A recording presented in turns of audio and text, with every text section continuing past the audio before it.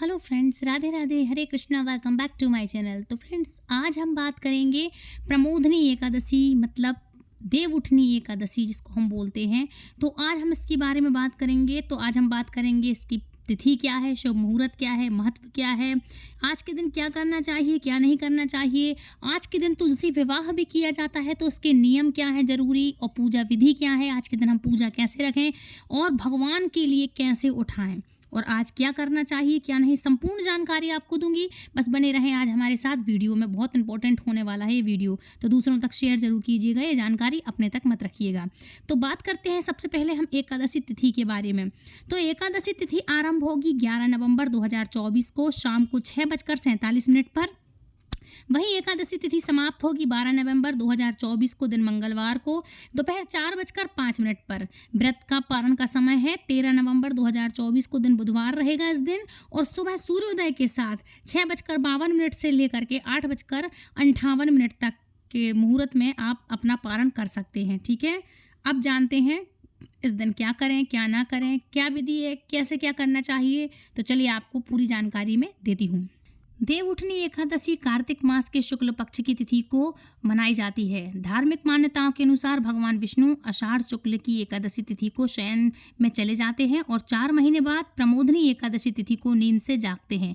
इसलिए आषाढ़ शुक्ल एकादशी से कार्तिक शुक्ल की एकादशी तिथि तक के समय चातुर्मास को भी इस दिन कहा जाता है, इस तिथियों को, जिसमें योगी और साधक चातुर्मास नियम का पालन करते हैं।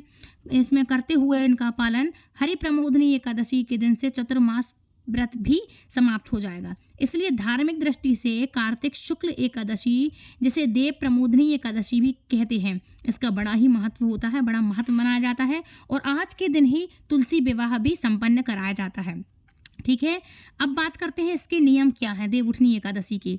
तो देव प्रमोदनी एकादशी व्रत में दशमी तिथि से ही सात्विक आहार लेना चाहिए, और वो भी एक टाइम लेना चाहिए बिना लहसुन प्याज का। ठीक है, लहसुन प्याज खाने वालों को दशमी तिथि को ही इसका त्याग कर देना चाहिए। और फिर एकादशी के दिन भर निर्जल व्रत रखना चाहिए। शाम के समय भगवान विष्णु की पूजा करके फलाहार किया जा सकता है। यदि आप ना चाहें तो निर्जल रह सकते हैं, और यदि निर्जल ना रहे तो आप फलाहार ले सकते हैं, फल फ्रूट से ले सकते हैं। ठीक है, जो लोग चतुर्मास में भगवान विष्णु को शयन कराते हैं वह देव प्रमोदनी एकादशी के दिन से देव को जगाते हैं और भगवान को स्नान करा करके नवीन वस्त्र पहनाते हैं। और व्रतियों को चाहिए, मतलब जो व्रत रखते हैं इनके लिए नियम ये भी है कि इस रात जागरण जरूर से करें। तो आपको इस रात में जागरण करते हुए भगवान का भजन कीर्तन करना चाहिए। पुरानी पुस्तकें हैं जो ग्रंथों की है, भागवत रामायण इत्यादि हैं, है ना, तो ये इनकी ये भागवत जी हैं यदि आपके घर में, तो इन सब चीज़ों का आपको अध्ययन करना चाहिए, मतलब जागरण करना चाहिए। भजन कीर्तन हो तो वो करें। और अगले दिन द्वादशी तिथि को ब्राह्मणों को भोजन करवाकर उन्हें दक्षिणा देना चाहिए, फिर अन्न जल ग्रहण करना चाहिए उसको। और इस प्रकार से देव प्रमोदनी एकादशी का व्रत करने से श्री हरि विष्णु की कृपा, परम पद को हम प्राप्त होते हैं और भगवान की कृपा प्राप्त होती है ना। तो इस तरह से आपको करना चाहिए अपना, और आप पारण भी उसी टाइम पे कर लें। ठीक है, और आज के दिन आपको लहसुन प्याज का, मदिरा मांस, जो कुछ भी आपके यहाँ चलता हो, उन सबको आपको त्याग करना चाहिए। ब्रह्मचर्य का पालन करें। एकादशी वाले दिन आप ध्यान रखिएगा कि बाल नहीं धोए जाते हैं, तो बाल ना धोएं। और पूरे घर में बढ़िया जहाँ पर भी आपके दरवाजे हो वंदनवार लगाएं। भगवान को लाल, पीले, हरे, सफ़ेद, जो जैसे फूल हैं गुलाब के हैं वो सब फूलों को आप भगवान को चढ़ाएं। बेलपत्र चढ़ाएं, शमी पत्र चढ़ाएं, ध्रुवा चढ़ाएं भगवान को। इन सब चीज़ों से भगवान को बढ़िया से प्रसन्न करें। ये सब चीज़ें भगवान की आज के दिन लगती हैं। यदि आप देखना चाहते हो मेरी पुरानी वीडियो में जा करके देखिए, अभी 2 दिन पुरानी ही वीडियो है। मैंने हर फूल का महत्व बताया है, किस फूल को चढ़ाने से क्या होता है, क्या करने से क्या होता है। तो इस तरह से आप वो वीडियो ज़रूर से जाकर देख लेना। ठीक है, एक चीज़ और बता दूं आपको कि जब देव उठनी एकादशी के दिन जब आप अपने घर में जब सब सुबह टाइम जब आप पूजा पाठ करने को होंगे, तो उसके बाद आपके लिए भगवान की पूजा स्थल में सुबह जब आप जो पूजा कर लें उसके बाद आप दोपहर तक साफ सफाई कर लें अपने घर की, और जहां आपको पूजा करना है वहां पर मंडप इत्यादि सजा लें। तुलसी माँ के गमले को बढ़िया साफ शुद्ध करके रख लें, उसको लीप पोत कर माला आला का आप इंतज़ाम कर लें। और उनके लिए तुलसी विवाह भी कराते हैं तो शालिग्राम को ज़रूर से रखें, है ना। सब जगह जब आप बंधनवार लगाएंगे तो बढ़िया फूलों से रंगोली सजाएं, फूलों की माला लगाएं, गमलों को पोत के फिर से शुद्ध साफ कर लें, है ना। और एक चौकी पर पीला वस्त्र बिछा करके, लाल या पीला वस्त्र बिछा करके भगवान विष्णु की मूर्ति या चित्र को स्थापित करना। आप पूजा में श्री हरि विष्णु को गन्ने का, सिंघाड़े का, फल का इत्यादि इन सब चीज़ों का भोग लगाना। जनेऊ जरूर से पहनाना, नए वस्त्र चढ़ाना, ठीक है। और आपके आंगन में भगवान श्री हरि विष्णु के छोटे छोटे चरण जरूर से बनाइएगा, ठीक है। चरण चिन्ह बनाना और उनको ढक देना, ये सबसे इंपॉर्टेंट है, आप ध्यान से सुनिएगा। उनको ढक देना, चरणों के चिन्ह बना करके उनको ढक देना। इसके बाद एक चौकी पर जब आप लाल या पीला वस्त्र बिछा करके भगवान की मूर्ति जब आप स्थापित करेंगे तो पूजा में ही प्रभु को आप ये सब चीज़ें चढ़ा करके उनको कैसे जगाओगे, तो रात्रि के समय पूजा स्थल पर माँ लक्ष्मी की आप पूजा भी करना, सभी देवी देवताओं की पूजा करना, माँ लक्ष्मी की भी जरूर करना, और 11 दीपक जरूर से जलाना, उनसे वंदना करना। और सब परिवार सहित, सब परिवार के साथ जो जो आप सब लोग पूजा करते हैं तो भगवान विष्णु और उनके पद चिन्हों की पूजा अर्चना भी करना। और देवों को जगाने के लिए घंटी, शंख, ध्वनि का इस्तेमाल जरूर से करना, ठीक है। बजाना, नगाड़े, जो ढोल, जो कुछ भी हो आपके यहाँ बजाना और जयकार जरूर से लगाना। और अंत में देव उठनी एकादशी व्रत की कथा जरूर पढ़ना, जो मैं आपको सुना रही हूँ। लाइक करना तो सेफ हो जाएगी, है ना। देव उठनी एकादशी पर अवश्य इन चीज़ों का आप दान जरूर से करना, आपका घर भी बढ़िया धन धान्य से भरा रहेगा। कौन सा है मंत्र जाप आपको क्या करना है, तो देखो, देवों को जगाने के लिए आप पूजा के दौरान इस मंत्रों का आप जाप जरूर कर सकते हैं। ओम नमो भगवते वासुदेवाय नमः। उचिष्ट गोविंद गोविंद्य तज्य निंद्रा जगपते त्वजी सुप्ते जगन्नाथ जगत सुप्ते भवेदिदम। इन मंत्र का आप जाप करना, ठीक है। इस तरह से आप जगाएंगे तो भगवान जगेंगे। और हिंदी में कैसे बोलोगे, उठो देव, जागो देव, उंगलियां चटकाओ देव, ऐसे इस तरह से आपको बोलना है, ठीक है। अच्छा, आप प्रसन्न कैसे करें, कार्यों से कुछ ऐसे कार्य हैं जिससे प्रसन्न किए जाने वाले कौन से कार्य हैं जिससे आप भगवान को प्रसन्न कर सकते हैं, तो देखो, भगवान को तुलसी दल जरूर से चढ़ाना, इससे भगवान बहुत प्रसन्न होते हैं। और आज के दिन आप भगवान को मखाने की खीर का भोग जरूर से लगाना। मखाने की खीर, सफ़ेद चीज़ों का जो है भोग लगाना, इससे बहुत खुश हो जाते हैं श्री हरि विष्णु। तुलसी दल के बिना खुश नहीं होते। आज के दिन ब्रह्मचर्य का पालन जरूर करना। किसी की लड़ाई, चुगली, द्वेष, निंदा, इन सब चीज़ों से बचना, ठीक है। घर के जो बड़े हैं उनको बढ़िया शाम के टाइम फिर बाद में लास्ट में प्रसाद वितरण करना और उनका आशीर्वाद ज़रूर से लेना, है ना। और आज के दिन तुलसी विवाह का आज प्रोग्राम भी होता है आज के दिन, तो माता तुलसी को सुहाग की चीज़ें चढ़ाना, मेहंदी है, बिंदी है ना, सिंदूर है, चुनरी या साड़ी, जो भी आप चढ़ाना चाहते हैं तो वो भी है ना। इन सब चीज़ों को माता रानी को चढ़ाना। और महावर है, ये चीज़ें ज़रूर से होती हैं जो आप चढ़ा, मतलब सुहाग की सारी चीज़ें, सुहाग की पिटारी जिसको हम बोलते हैं, सुहाग की चीज़ें चढ़ाना तुलसी माँ को। और तुलसी जी की बढ़िया से पौराणिक रूप से आप उनकी कथा भी पढ़ना। और जैसे हम किसी लड़की की शादी करते हैं, विदाई करते हैं, इस तरह से आप भगवान शालिग्राम के साथ उनका विवाह संपन्न कराना, ठीक है। अच्छा, इसकी एक कथा सुनाती हूँ तुलसी विवाह की। तो पौराणिक काल के अनुसार प्राचीन काल में एक राक्षस था जिसका नाम जलंधर था। वह बहुत ही शक्तिशाली था। उसे हरा पाना हर किसी के संभव नहीं था, हर किसी के बस की बात नहीं थी। उसके शक्तिशाली होने का कारण यही था कि उनकी पत्नी दरअसल काफ़ी पतिव्रता थी, बहुत पतिव्रता थी। उसके प्रारंभ से जलंधर को कोई भी परस्पर मतलब कोई भी हानि नहीं होती थी, उसको कोई छू भी नहीं पाता था। धीरे धीरे उसके उपद्रव इतने बढ़ गए कि वो देवता गण को परेशान करने लगा। तब सभी देवताओं ने मिलकर भगवान विष्णु के पास जाकर के उन्हें सारी कथा सुनाई। इसके बाद समाधान यह निकला कि भगवान श्री हरि विष्णु ने वृंदा का सतत्व नष्ट कर दिया। इसके चलते जब भगवान विष्णु ऋषि और ऋषि का वेश धारण करके जब भगवान विष्णु गए वृंदा के पास, तो वहाँ पर गए तो भगवान के साथ 2 मायावी राक्षस भी थे, जिन्हें देखकर वृंदा भयभीत हो गई। ऋषि ने वृंदा के सामने दोनों को भस्म कर दिया। इसके बाद वृंदा ने जब अपने पति के बारे में पूछा तो कैलाश पर्वत पर वो युद्ध कर रहा था, युद्ध में लगा था। तो शिव से युद्ध कर रहा था जब वो, तो ऋषि ने अपनी माया से 2 बानर को प्रकट किया और एक बानर के हाथ में जलंधर का सिर था और दूसरे के हाथ में उसका धड़ था। अपनी पत्नी की ऐसी, अपने पति की जब वो ऐसी दशा देखती है वृंदा, तो वो देख करके मूर्छित हो गई। जब वह भगवान से मतलब उन ऋषि से विनती करने लगी कि उनके पति को जिंदा कर दे, तो भगवान विष्णु ने अपनी माया से जलंधर के सिर को धड़ से जो काट दिया था उसको जोड़ दिया, लेकिन साथ ही उसी शरीर में भगवान विष्णु स्वयं प्रवेश कर गए। वृंदा को भगवान के इस छल का पता भी नहीं चला और जलंधर बने भगवान के साथ वृंदा पतिव्रता वाला व्यवहार करने लगी, जिससे उसका सतत्व भंग हो गया और ऐसा होते ही वृंदा का पति युद्ध में हार गया वो। इसके बारे में जब वृंदा को पता चला तो वह क्रोधित हुई और क्रोध में आकर उसने भगवान विष्णु को हृदयहीन शिला होने का श्राप दे दिया, मतलब तुम एक पत्थर बन जाओ, पत्थर के हो जाओ। तो अपने भक्त को उसकी सत्यता दिलाने के लिए भगवान श्री हरि विष्णु ने भी उनका श्राप भी स्वीकार किया और वो सालग्राम पत्थर के रूप में बन गए, जो कि सृष्टि के पालनकर्ता के पत्थर बन जाने से ब्रह्मांड में असंतुलित हो गया। इसके बाद सभी देवताओं ने वृंदा से प्रार्थना की कि जल्दी भगवान विष्णु को श्राप से मुक्त कर दें, और उसके बाद वृंदा ने भगवान श्री हरि विष्णु को श्राप से मुक्त कर दिया, लेकिन उनके खुद की मतलब आत्मदेह उन्होंने खुद से अपना कर लिया। जहाँ वृंदा भस्म हुई थी वहाँ तुलसी का पौधा उग गया, और इसके बाद तब भगवान विष्णु ने कहा कि वह अपने सतीत्व का आदर करते हैं, उसके सतीत्व का आदर करते हैं, सतीत्व का और वृंदा के, और तुलसी के रूप में सदा तुम मेरे साथ रहोगी। तब से हर साल कार्तिक मास के देव उठनी एकादशी को, जिसको हम बोलते हैं देव प्रमोदनी एकादशी के दिन तुलसी विवाह के रूप में मनाया जाता है, और भगवान शालिग्राम के रूप में तुलसी विवाह हमेशा होता है, और ये परलोक में और लोक को यश प्राप्त कराता है। इसके साथ ही बता दूं कि शालिग्राम पत्थर जो मिलते हैं, शालिग्राम जिनको भगवान कहते हैं हम, वो गंडकी नदी में पाए जाते हैं। ऐसा कहा जाता है कि जिस घर में भगवान शालिग्राम का वास होता है वहाँ दुख दरिद्रता कभी नहीं आती और हमेशा लक्ष्मी का वास होता है।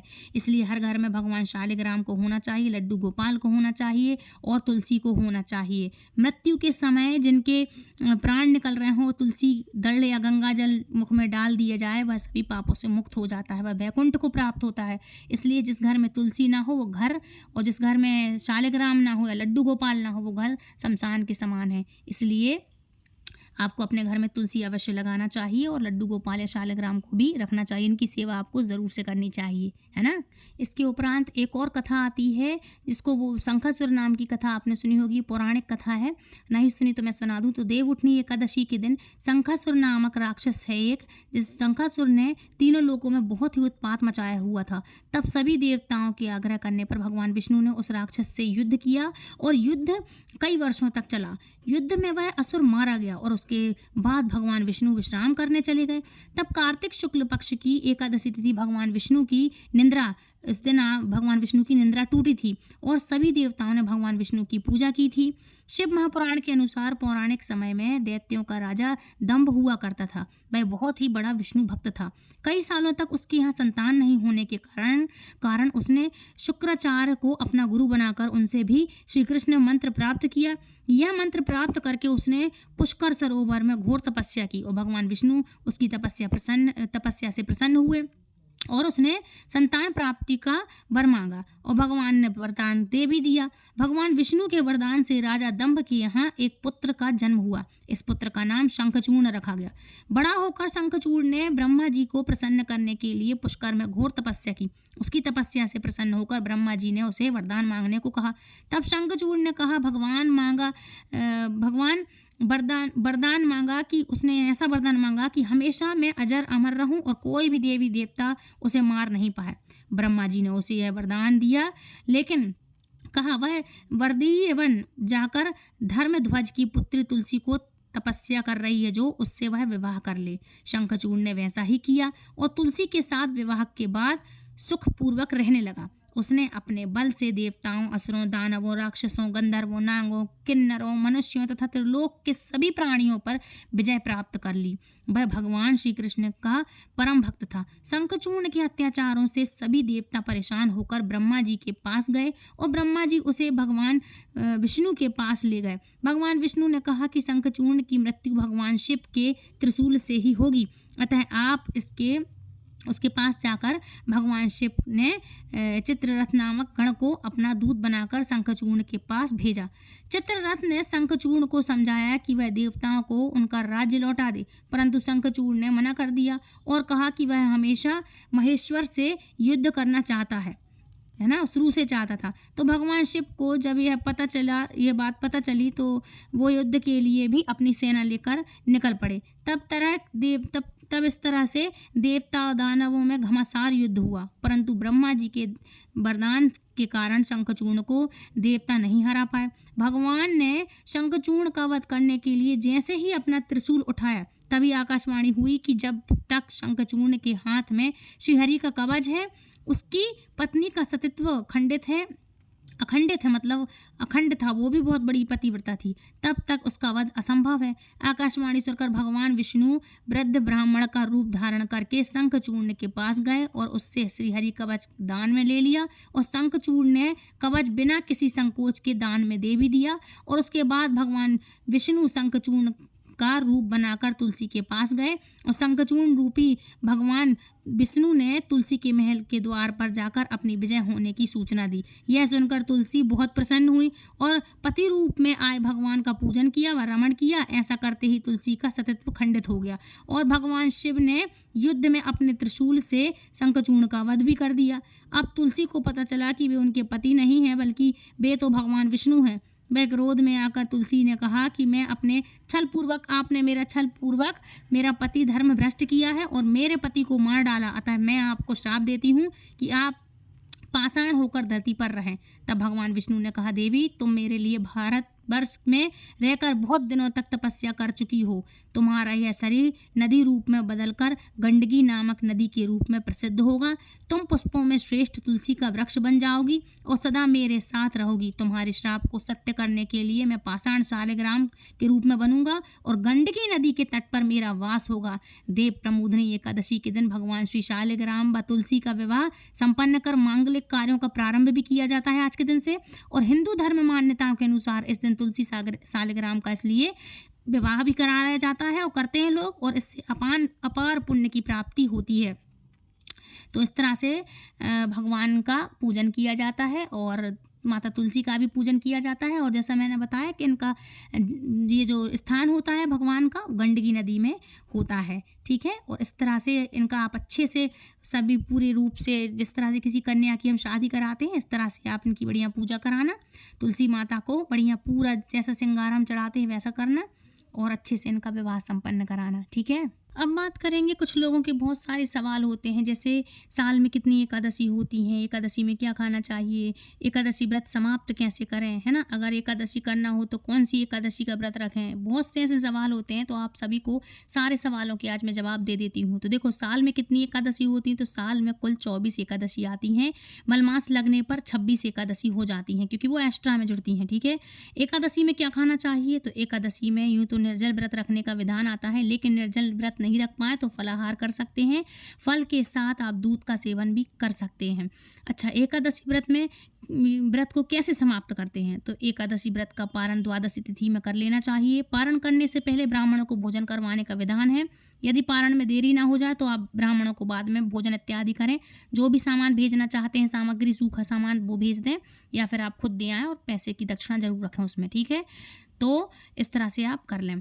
अगर एक ही एकादशी करना हो तो कौन सी एकादशी का व्रत रखना चाहिए, तो देखो, पद्म पुराण के विधान के अनुसार अगर आप सभी एकादशी का व्रत रख पाते हैं तो बहुत ही श्रेष्ठ माना जाता है। लेकिन ज्येष्ठ मास की शुक्ल पक्ष की एकादशी का व्रत रखें, जिसमें निर्जला एकादशी को, जिसको हम बोलते हैं गर्मी में पड़ती है, वो बहुत कठिन रखता है वो व्रत। उस एकादशी को यदि आपने व्रत रख लिया तो संपूर्ण समस्त एकादशियों का फल आपको प्राप्त हो जाएगा। वो वाकई में लेकिन निर्जल ही रखा जाता है, तो वो रख लें तो संपूर्ण एकादशियों का आपको फल प्राप्त हो जाएगा, ठीक है।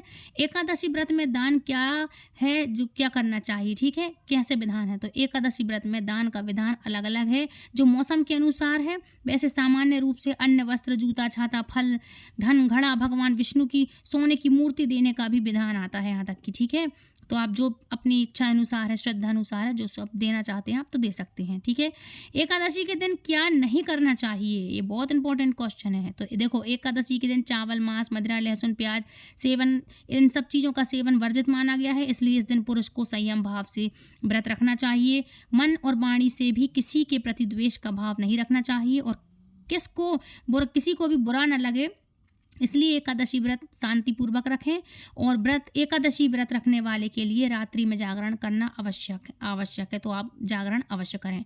तो ये थी फ्रेंड्स आज की जानकारी। आई होप आज की जानकारी आपको पसंद आई होगी। तो प्लीज़ यदि आपको इतनी इंपॉर्टेंट जानकारी पसंद आई तो प्लीज़ वीडियो को लाइक शेयर कमेंट करें, दूसरों को शेयर ज़रूर करें, ताकि दूसरों को भी ये गलती ना हो किसी भी तरह की, और दूसरे भी इन सब चीज़ों का बेनिफिट उठा सकें। तो आप भी ये दूसरों तक शेयर ज़रूर करिएगा, और हमारे चैनल को सब्सक्राइब करके बेल आइकन को ऑल पे प्रेस करें, ताकि आने वाली हर एक वीडियो की नोटिफिकेशन सबसे पहले आप तक पहुंचे। तो फ्रेंड्स मिलती हूँ नेक्स्ट वीडियो में, तब तक के लिए राधे राधे, हरे कृष्णा, हरि बोल।